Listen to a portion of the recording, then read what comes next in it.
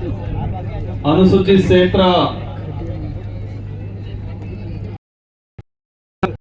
आधारों आरक्षण को लेके अनुसूचित के बैनर तले इस में सबसे पहले तो मैं इस मंच प्रतिमा ये देख रहे हैं इनको सुनने तो हट जाओ। और साथ ही इतनी गर्मी में भी या फिर आप लगा के बारिश के सीजन से पहले जो ऐसा तूफान अभी से आना शुरू हो गया और इतनी गर्मी है, शादियों का सीजन है, इसके बावजूद भी उदयपुर जिले के सामाजिक विंगों के पदाधिकारियों ने, समुदाय के हित में काम करने वाले कार्यकर्ताओं ने इस कार्यक्रम को सफल बनाया है। उसके लिए इस कार्यक्रम को सफल बनाने वाले सारे पदाधिकारी कार्यकर्ताओं को मेरी ओर से तहे दिल से धन्यवाद देना चाहूंगा। साथियों, लगभग शायद मेरी जानकारी में जो है कि 12 बजे से वक्तव्य 12 बजे शुरू हुए। वक्ताओं ने अपने अपने विचार रखे। अनुसूचित क्षेत्र के अंदर संवैधानिक लेके सभी साथियों ने अपने वक्तव्य रखे। आप सबने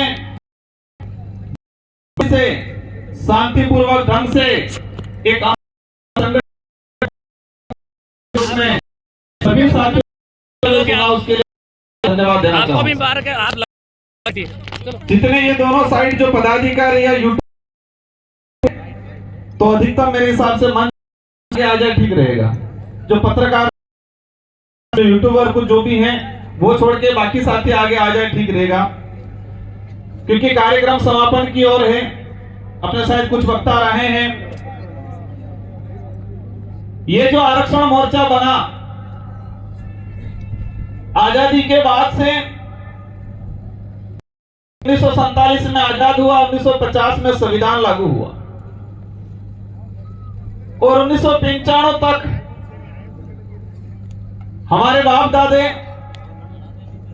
नौकरी से अनभिज्ञ थे, आरक्षण से अनभिज्ञ थे कि आरक्षण क्या होता है। कई जनों को ध्यान में, शहरी इलाके में थोड़ा बहुत पड़ गया है, वो आरक्षण के बारे में जानता था। सिर्फ जानता था कि एसटी एससी या ओबीसी को आरक्षण मिलता है, कितना मिलता है, कैसे मिलता है, किस प्रावधान के तहत मिलता थे, वो जानकारी नहीं थी उस समय। और आज भी पूर्ण के बारे में जानकारी नहीं है।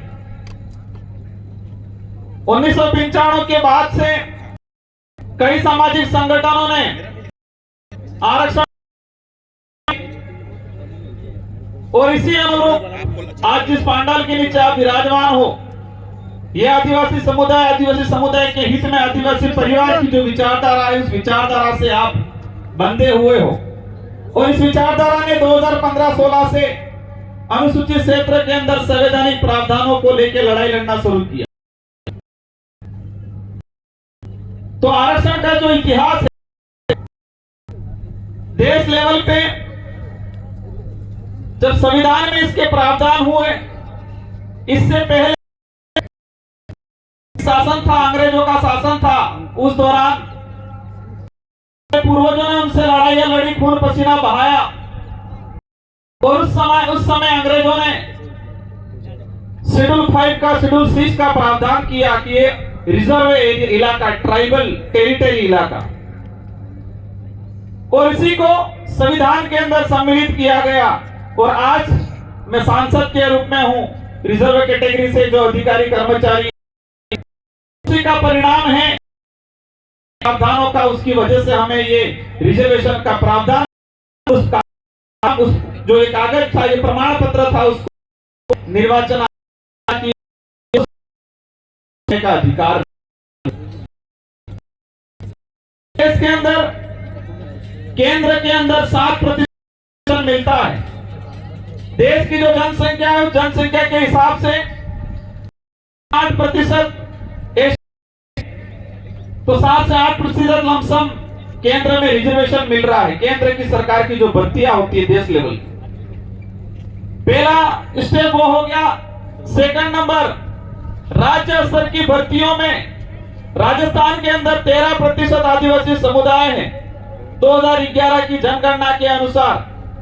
तो राज्य के अंदर 13% रिजर्वेशन मिलना चाहिए, लेकिन कई बार नहीं मिल पाता है। तीसरे नंबर पे हमारा शेड्यूल एरिया, और शेड्यूल एरिया के अंदर 45% रिजर्वेशन का प्रावधान, मतलब 100 नौकरियां में निकलती हैं तो 100 में से 45 शेड्यूल ट्राइब को मिलने का प्रावधान अनुसूचित। तो आरक्षण के हो गए केंद्र सरकार का राज्य स्तर पे 13% और शेड्यूल एरिया पे 45%। अब होता क्या है, सरकार आरक्षण देना नहीं चाहती, लेकिन आरक्षित वर्ग को आपस में लड़ाना जरूर चाहती है। और लड़ाया इसलिए जाता है राजनीति के लिए। झंडेवाला भाई 2 मिनट रुक जाना, 2 मिनट झंडेवाला, 5 मिनट रुक जाओ। सुप्रीम कोर्ट के जजमेंट में यह कहा गया कि आरक्षण के अंदर कैटेगरी की जाएगी, मतलब संथाल अलग, भील अलग, गोंड अलग, सहरिया अलग, मीणा अलग, दानका अलग, गरासिया अलग। और सरकार ने उनके आईटी सेल के माध्यम से देश लेवल पे प्रचार किया और आपस में लड़ाने लगे। मध्य प्रदेश में कहने लगे संथाल को, गोंड को कि तुम्हारा आरक्षण भील खा गया। हमारे गरासिया को बोलने लगे तुम्हारा आरक्षण भील खा गया। भीलों को कहने लगे तुम्हारा आरक्षण मीणा खा गया। सहरिया को कहने लगे तुम्हारा भील और मीणा खा गया। आरक्षण को समझने लगा कि संवैधानिक है, कितना मिलना चाहिए, कितना अन्याय हो रहा है। जब ये समझने लगा तो उन्होंने आपस में लड़ाने की पॉलिसी कर दी। तो ये आज जो कारवा है हमारा अनुसूचित क्षेत्र आरक्षण मोर्चा, पहले हमने बांसवाड़ा में, सेकंड नंबर प्रतापगढ़ में, और आज तीसरे पे आज उदयपुर के पदाधिकारी ने आयोजन कराया। कोर्ट का जजमेंट आया, राजस्थान के अंदर केंद्र के अंदर बीजेपी की सरकार है और उस सरकार को डबल इंजन की सरकार के रूप में वो खुद दावा करते हैं। मतलब डबल इंजन मतलब डबल पावर। और यही उनके पदाधिकारी गांवों में, शहरों में रैलियां निकालने लगे और कहने लगे कि आरक्षण मिलना चाहिए। उन्होंने एक कमेटी बनाई, बीच में सारे मिक्स होकर रैलियां निकाल रखी। जिसकी डबल इंजन की सरकार है उनके ही पदाधिकारी यहां पर गुमराह करने लग गए थे। और हमारा कारवा 2016 से चलता आ रहा है संवैधानिक अधिकारों की लड़ाई लड़ते हुए। तो हमारे समुदाय के सामाजिक संगठनों के पदाधिकारियों ने मिलकर यह मंच बनाया और इस मंच बना के अनुसूचित क्षेत्र की वास्तविक हक अधिकार की लड़ाई को जनता तक पहुंचाना। और जो डबल इंजन की सरकार के जो नुमाइंदे जो नीचे लेवल पे घूमने वाले जो जनता को गुमराह कर रहे थे, आपस में लड़ाने का जो काम कर रहे थे, इन लोगों को मुंह बंद करने का काम किया इस मंच ने। तो मैंने कोशिश किया कि ये लड़ाई क्यों लड़ी जा रही है, आज हम एकत्रित क्यों हैं। अब हमारी लड़ाई किसी समुदाय से नहीं है, न जैन से है, न ब्राह्मण से है, न राजपूत से है, न मीणा से है, न सहरिया से है, न संथाल से है। हमारी लड़ाई किसी धर्म से भी नहीं है। हमारी लड़ाई कांग्रेस बीजेपी वाला थे कि हमारी पालियानी लड़ाई नहीं है हमारी। अब आप विचार कर रहे होंगे तो हमारी लड़ाई क्या है। हमारी लड़ाई संविधान के अंदर जो संवैधानिक प्रावधान है उसको धरातल पे लागू क्यों नहीं किया जा रहा है, वो लड़ाई है। अब लड़ाई है किससे? लड़ाई ये है संवैधानिक अधिकारों को लागू करना, ये लड़ाई है। और लड़ाई है किससे? जो इस काम में रोड़ा बन के खड़ा है उससे है। तो रोड़ा बन के कौन खड़ा? सरकार, वर्तमान सरकार किसकी है? कांग्रेस, बीजेपी की, और इससे पहले कांग्रेस की थी। हमारे खेत की लड़ाई नहीं है। जब बात आती है इस क्षेत्र के अंदर समुदाय की, इस क्षेत्र में सभी समुदाय के लोग रहते हैं। जब एक बाप के दो भाई हैं, एक बाप के दो बेटे हैं, अगर एक बाप की जो 5 बीघा जमीन और अब इसका फर्ज ये बनता है कि 2.5 बीघा दोनों को बराबर बांट, ये न्याय है। और बाप या एक बड़ा बेटा चालाकी से 4 बीघा ले ले और एक बेटे को 1 बीघा दे दे, अब छोटे बेटे के हक बनता है कि नहीं बनता है अन्याय के खिलाफ लड़ाई लड़ने का? वो सगा भाई है लेकिन फिर भी उसका फर्ज है, उसका हक बनता है, उसका अधिकार है कि अन्याय के खिलाफ आवाज उठाना। वही चीज अनुसूचित क्षेत्र के अंदर हो रहा है। 75% अनुसूचित क्षेत्र के समुदाय रहता है, आदिवासी समुदाय रहता है, 4 से 5% एससी रहता है, ओबीसी रहता है, जनरल। तो प्रतिनिधित्व जिसकी जितनी जनसंख्या है इतना उसका प्रतिनिधित्व होना चाहिए, ये लड़ाई है हमारी। अब इस लड़ाई में अगर कोई दूसरे समुदाय वाला, कोई धर्म वाला, कोई पार्टी वाला बीच में आके खड़ा रहता है, हमारा विरोध करता है, इसका मतलब यह तय होता है कि वो शोषणकारी नीति वाला आदमी है, वो अन्याय आदमी है, हमारा दुश्मन है। इस बात को समझना पड़ेगा। अब मैं कुछ आंकड़ों पे आना चाहूंगा कि जो काफी भर्तियां हैं, हम कहते हैं अन्याय हुआ, सरकार कर रही है, कुछ लोग कहते हैं अन्याय नहीं हुआ, सरकार नहीं कर रही है। तो हम आंकड़ों की बात करें, अनुसूचित क्षेत्र के अंदर आरएस अधीनस्थ सेवा की भर्तियां निकली। मैं 3 से 4 भर्तियों का उदाहरण बताना चाहूंगा। 2013 के अंदर आरएस अधीनस्थ सेवा की अनुसूचित क्षेत्र के लिए 43 सीटें आई और 43 में से एसटी का जो 45% जो मतलब अधिकार नहीं कहेगी कि अधिकार तो ज्यादा है, 45% जो प्रावधान था उस अनुरूप मिलना 19 सीटें मिली, कितनी 18, 41%। ओपन कैटेगरी जो 50% जो अनारक्षित सीटें रखी है, उन सीटों में सभी वर्ग के लोग जा सकते हैं, ये प्रावधान है बोलने में कागजों में, लेकिन होता नहीं है। तो उसके हिसाब से मिलनी चाहिए थी 21 सीटें, लेकिन वहां मिली 25। जब रिजल्ट आया 2013 आरएस अधीनस्थ सेवा का, 45 सीटों पर सीधे अनुसूचित क्षेत्र के से भरी गई और एसटी के कितने पद भरे? जो 18 मिले थे वही। 75% जनसंख्या वालों को 18 और बाकी 25 सीटें से भरी गई और ओसी को मिला 0। वही चीज 2016 के अंदर 29 सीट एसटी को मिली 12, सामान्य ओपन कैटेगरी की रही 17 और एक भी एसटी एससी कैटेगरी का सामान्य सीट पे इसका चयन नहीं हुआ। 2018 के अंदर 49 सीटें आई, एसटी को मिली 42 सीटें, सॉरी एसटी को मिली 12 सीटें, कितने प्रतिशत? 30%। 2013-2016 का जो अधिसूचित 45%, लेकिन यहां पर कितना मिला? 32% और ओपन कैटेगरी की सीटें आई 25 सीटें। एसटी को मिली अनुसूचित क्षेत्र के अंदर 12 सीटें, ओपन कैटेगरी को मिली 25। इस प्रकार तीनों भर्तियों के अंदर 109 सीटें आई, 109 में से 49 एसटी को और 67 सीटें ओपन कैटेगरी की रही। जब रिजल्ट आया देखा एक भी आरक्षित वर्ग का बच्चा सामान्य सीट पे नहीं गया। अब जो ज्यादा डेढ़ होशियार है वो कहते हैं कि मेरिट में नहीं आया होगा, पढ़ा नहीं होगा, ज्यादा नंबर कम आए होंगे। मैंने सारी भर्तियों की स्टडी की, जो ओपन मेरिट फाइट कर रहा था, उस बच्चे को भी रिजर्व कैटेगरी में डाला गया। क्या ये अन्याय नहीं है? इस बात को दूसरे पार्टी वाले करते हैं और जब हम करते हैं कहते हैं कि ये लोग भड़काने आए हैं, ये लोग गुमराह कर रहे हैं।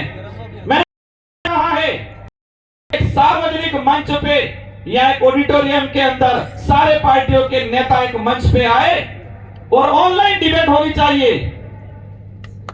इस अनुसूचित क्षेत्र की सारी जनता देखे ऑनलाइन चाहिए, सारा मीडिया होना चाहिए और रिजर्वेशन पे बात होनी चाहिए ताकि जनता को पता चले कि कौन सही है और कौन गलत है।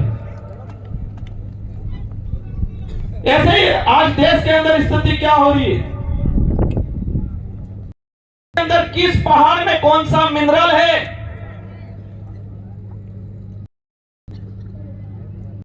कहां सोना निकल रहा है उसकी गणना हो रही है, उसकी खोज हो रही है, कहां चांदी है उसकी गणना हो रही है, उसकी खोज हो रही है। अंग्रेज भी हर 10 साल के अंदर जनगणना कराते थे, अंग्रेज भी हर 10 साल के अंदर जनगणना कराते थे, लेकिन इस के अंदर जो वर्तमान सरकारें कहती है अमृतकाल है, 2011 के बाद आज तक जनगणना नहीं हुई जातिगत जनगणना को लेके। अब जातिगत जनगणना नहीं होगी तो रिजर्वेशन का प्रावधान कैसे लागू होगा, सरकार की योजना कैसे बनेगी। लेकिन जातिगत जनगणना नहीं करानी। इस देश के अंदर अनेक धर्म रहते हैं, अनेक जातियां रहती है। जब राष्ट्र की बात आती है, इतिहास उठा के देख लो, सभी लोगों ने मिलकर, और उसमें सबसे ज्यादा आगे आदिवासी समुदाय। तो जातिगत जनगणना अगर सरकारों को सच में इस वंचित समुदाय को, आदिवासी, दलित, पिछड़े, ओबीसी को आरक्षण देना होने का अगर उनकी मंशा होती तो जातिगत जनगणना होनी चाहिए थी। लेकिन नहीं, धर्म की चटनी चटाने का काम करते और तब कहते हैं राजकुमार तो ऐसे बोलता है। अब राजकुमार को समझ में ऐसे आता है तो राजकुमार ऐसे ही बोलेगा। आज वही चीज, काफी चीजें हैं, मैं बोलूंगा 2 घंटे हो जाएंगे, लेकिन हमारे पुलिस वाले भाई बोले इसलिए पुलिस भर्ती को ही ले लेता हूं। मैंने शुरुआत में कहा था एक बाप के 2 बेटे हैं, अगर छोटे बेटे के साथ अन्याय होता है तो छोटे बेटे का हक बनता है उस अन्याय के खिलाफ। इसका मतलब यह नहीं है उस भाई का विरोधी है वो, कि उस बाप का विरोधी है वो। इसका हक है कि अन्याय हुआ है तो उसके खिलाफ उसका हक है। 5 बीघा जमीन में से 2.5 बीघा उसका हक बनता है, वो लेना है, उसका अधिकार है, वो लड़ना पड़ेगा। और उस लड़ाई को अगर कहे वो दुश्मन, या उस लड़ाई को ये कहे कि वो बाप के खिलाफ गया, या उस लड़ाई को ये कहे कि उस भाई के खिलाफ गया, तो मेरी समझ में वो गलत नहीं है, वो न्याय है, वो न्याय के लिए लड़ रहा है। पुलिस विभाग की 2013 के अंदर अनुसूचित क्षेत्र में 929 पद आए, 45% के हिसाब आए थे 423 और मिले 414। ओपन कैटेगरी में 472 पद आए और उस ओपन कैटेगरी में एसटी एससी से 108 बच्चे जा पाए ओपन कैटेगरी में। वही 2016 के अंदर अनुसूचित क्षेत्र के अंदर 408 पद आए, मिलने चाहिए थे 45% के हिसाब से 183 पद, मिले 131 पद। कितने पदों का नुकसान हुआ? 51 पदों का। 45% के हिसाब से भी कितना प्रतिशत मिला हमको? 32% मिला। और ओपन कैटेगरी में 268 पद आए और 268 में से एसटी के मात्र जा पाए 19 बच्चे। वही चीज 2018 के अंदर 965 पद टोटल आए थे, इसमें से एसटी को मिले 283। कितना प्रतिशत मिला? 29% अनुसूचित क्षेत्र में। टोटल पद कितने आए थे? 965 और 965 में से एसटी को कितना मिला? 283। कितना प्रतिशत मिला? 29%। 45% की भी बात करें तो भी कितना मिला? 29%। और ओपन कैटेगरी के आए 619 पद। और ओपन कैटेगरी में एसटी के कितने बच्चे गए? 2 बच्चे मात्र। फिजिकल के अंदर दौड़ के अलग, हाइट के अलग, चेस्ट का अलग, 5 दरवाजे बना रखे। अगर 5 में से किसी एक दरवाजे में जनरल की मेरिट 72 नंबर गई, की मेरिट 60 नंबर गई और एसटी का बच्चा 75 नंबर ला रहा है। कितना ला रहा है? 75 नंबर। जनरल की मेरिट कितनी गई है? 72 गई है और एसटी का बच्चा 75 ला रहा है। लेकिन उसने अगर चेस्ट में भी छूट ले ली हाइट में भी किसी एक में भी छूट ले ली तो उसको सीधा बाहर या एसटी में काउंट किया जा रहा है। क्या ये गलत नहीं है? नहीं हो रहा है? क्या इस अन्याय के खिलाफ गलत है? ये ऐसी कई चीजें हैं। और इसी प्रकार उस भर्ती के अंदर 3 भर्तियों का उदाहरण देखें, 45% के हिसाब से भी हमें नुकसान 214 पद नहीं मिले और ओपन कैटेगरी मतलब कितने पद आए? 259 पद। सरकारें चाहती है कि सभी समुदाय आपस में लड़ाए। सरकारें चाहती है तो न्याय कर सकती है, सभी को संवैधानिक आधार पर बराबर बांट सकती है, लेकिन नहीं करना इन लोगों को। काफी चीजें हैं, समय काफी हो गया है और बाध्यता की बात आए उसमें अनुसूचित क्षेत्र के सभी वर्गों की बात आ जाती है। पिछले 3-4 सालों के अंदर बाध्यता कर रखी है 35 और 45-40 के आसपास। हर साल 50% पद खाली रहे हैं और भजनलाल जी की सरकार ने अभी बीच में शायद दिसंबर महीने के अंदर एक लेटर जारी किया कार्मिक विभाग का कि 2 साल के बैकलॉग जो पद हैं उन पदों को सामान्य से भरा जाएगा। एक तरफ आप बाध्यता लगा रहे हो, बाध्यता लगा के रिजर्व कैटेगरी के एसटी एससी ओबीसी के बच्चों को रोक रहे हो, और दूसरी ओर आप बैकलॉग सीटें जो रही है एसटी एससी की उन सीटों को सामान्य से भरा जा रहा है। और पेपर तो कितने लीक हो रहे हैं आपको पता ही है। कई तो थानेदार बन गए कपड़े पहन के, जोरदार चश्मा लगा के, बने नहीं बने? कई आरएस बन गए पेपर लीक करके, कई पीटीआई बन गए, कई सेकंड ग्रेड टीचर बन गए, बोर्ड पे ढंग से लिखने नहीं आता है। और आरएस ये सारी भर्तियों के पेपर लीक होने से सारे जो मेहनत करने वाला गरीब घर का व्यक्ति जो किसी भी समाज का उसके साथ अन्याय हुआ है, और इस अन्याय की अगर लड़ाई लड़ते हैं तो क्या गलत है? साथियों, मैं ऑथेंटिक बात इसलिए बता रहा हूं कि हमें किसी से लड़ाई नहीं है, हमें जो अन्याय करने वाला है उससे लड़ाई है। अगर उसमें आदिवासी है तो उससे भी लड़ाई है, उसमें मन्नालाल जी, माननीय मन्नालाल जी है तो उनसे भी लड़ाई है हमारी, उसमें बाबूलाल जी है तो उनसे भी लड़ाई है, उसमें हमारा सगा भाई भी है उससे भी लड़ाई है हमारी।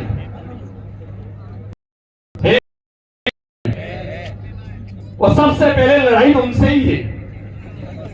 जब हमने 5वीं अनुसूची 6ठी अनुसूची की बात की, ये कहने लगे 5वीं पास और 6ठी पास।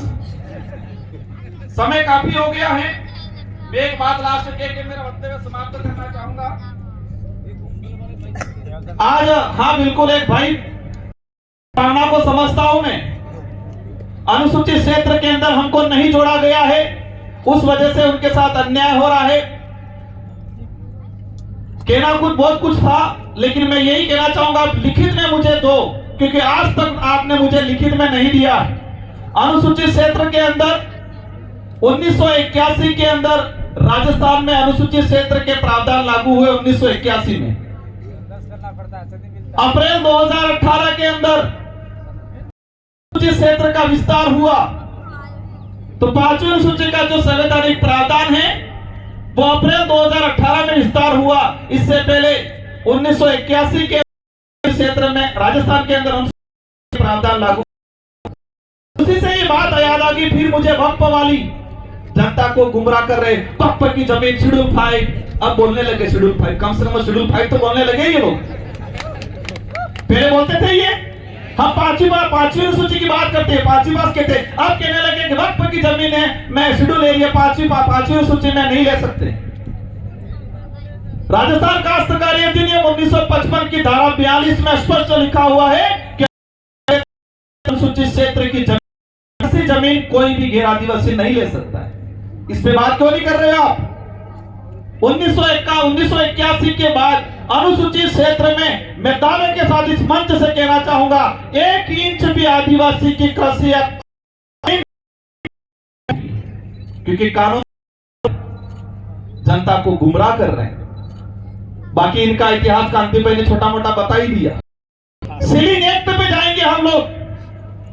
इंदिरा गांधी के समय सीलिंग एक्ट आया 1975 के आसपास, और सीलिंग एक्ट में उस राजाओं ने, क्योंकि आजादी से पहले इस जमीन का कारोबार किसके पास था?